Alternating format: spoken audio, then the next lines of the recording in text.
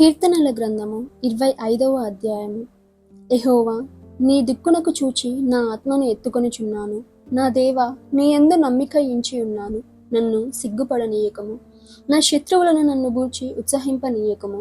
నీ కొరకు కనిపెట్టి వారిలో ఎవడనూ సిగ్గునొందడు. హేతువు లేకుండానే ద్రోహము చేయువారు సిగ్గునొందుదురు. యెహోవా, నీ మార్గములను నాకు తెలియజేయుము, నీ త్రోవలను నాకు తేటపరుచుము. నన్ను నీ సత్యమును అనుసరింపజేసి నాకు ఉపదేశము చేయుము. నీవే నా రక్షణకర్తవైన దేవుడవు. దినమిల్లా నీ కొరకు కనిపెట్టుచున్నాను. యెహోవా, నీ కరుణాతిశయములను జ్ఞాపకము చేసుకొనుము, నీ కృపాతిశయములను జ్ఞాపకము చేసుకొనుము. అవి పూర్వము నుండి ఉన్నవే గదా.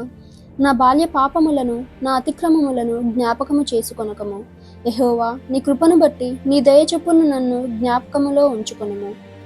యెహోవా ఉత్తముడును యథార్థవంతుడనై ఉన్నాడు కావున తన మార్గమును గూర్చి ఆయన పాపులకు ఉపదేశించును. న్యాయ విధులను బట్టి ఆయన దీనులను నడిపించును, తన మార్గమును దీనులకు నేర్పును.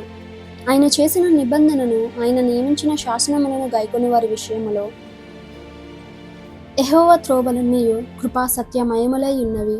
యెహోవా, నా పాపము బహుఘోరమైనది, నీ నామమును బట్టి దానిని క్షమింపుము. యెహోవా యందు భయభక్తులు గల వాడెవడో వాడు కోరుకునవలసిన మార్గమును ఆయన వానికి బోధించును. అతని ప్రాణము నెమ్మదిగా నుండును, అతని సంతానము భూమిని స్వతంత్రించుకొనును. యెహోవా మర్మము ఆయన యందు భయభక్తులు గల వారికి తెలిసి ఉన్నది. ఆయన తన నిబంధనను వారికి తెలియజేయును. నా కనుదృష్టి ఎల్లప్పుడూ యెహోవా వైపునకే తిరిగి ఉన్నది. ఆయన నా పాదములను వలలో నుండి విడిపించును. నేను ఏకాకిని, బాధపడువాడను. నా వైపు తిరిగి నన్ను కరుణింపుము. నా హృదయ వేదనలు అతి విస్తారములు. దేవా, వారి బాధలు అన్నిటిలో నుండి ఇశ్రాయేలీయులను విమోచింపుము.